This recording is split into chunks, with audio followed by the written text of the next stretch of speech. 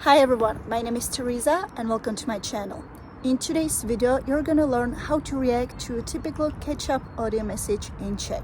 I'm gonna reply to my friend Jane's audio message. If you haven't listened to it yet, you can do it by clicking the link up there.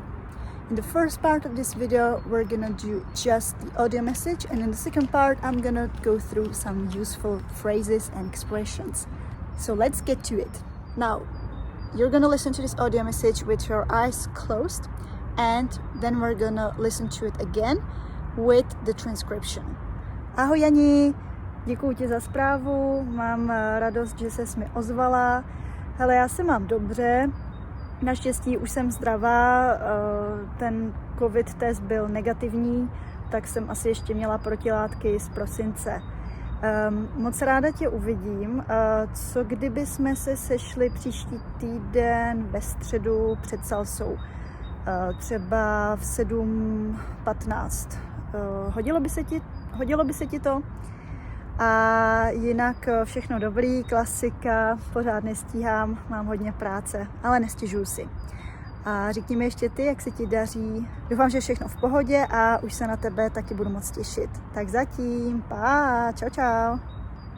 Ahoj Jani, děkuji ti za zprávu, mám radost, že ses mi ozvala. Hele, já se mám dobře, naštěstí už jsem zdravá, ten covid test byl negativní, tak jsem asi ještě měla protilátky z prosince. Moc ráda tě uvidím. Co kdyby jsme se sešli příští týden ve středu před salsou? Třeba v 7:15. Hodilo by se ti to? A jinak všechno dobrý, klasika, pořád nestíhám, mám hodně práce, ale nestěžuju si. A řekni mi ještě ty, jak se ti daří. Doufám, že všechno v pohodě a už se na tebe taky budu moc těšit. Tak zatím, pa, čau čau. I hope you understood this very short but authentic message. I haven't really prepared it, I just went for it. So, first we have mám radost, že ses mi ozvala. So it means literally I have joy that you contacted me. Mám radost is very common phrase, like I'm happy, I have joy, but it means like I'm happy. Že ses mi ozvala, I'm happy that you got in touch with me. Ozvat se někomu, it means to get in touch with somebody. Or you can say kontaktovat někoho, to contact somebody. Then I said, naštěstí už jsem zdravá. Luckily I'm healthy. Or if it's the contrary, you can say, bohužel jsem ještě nemocná. Unfortunately, I'm still sick. Again, these two phrases are very common nowadays.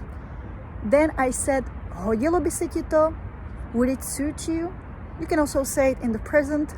Hodí se ti to? Does it suit you or does it work for you? We say this phrase a lot just to make sure that you're taking into consideration the other person. Hodí se ti to? Or formally, hodí se vám to? Then my favorite, I use this excuse all the time, but it's true. Pořád nestíhám, ale nestěžuju si.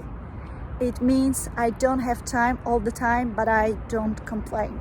You can also say, nemůžu si stěžovat. I can't complain. So if you're busy like me, you can just say, pořád nestíhám. I'm permanently busy and don't have time to do everything that I want. And finally, jak se ti daří, which is another way of saying, jak se máš. And you can reply to this by saying, daří se mi dobře, or mám se dobře, všechno v pohodě. That's it for this video. I really hope that you enjoyed it. If you found value in this video and want to support my channel, head over to the Patreon, where you can also download the English translation of this video. The link is down below. Also, let me know in the comment section what would you reply to me if you were Jane. Thanks for watching and I will see you next week. Ciao!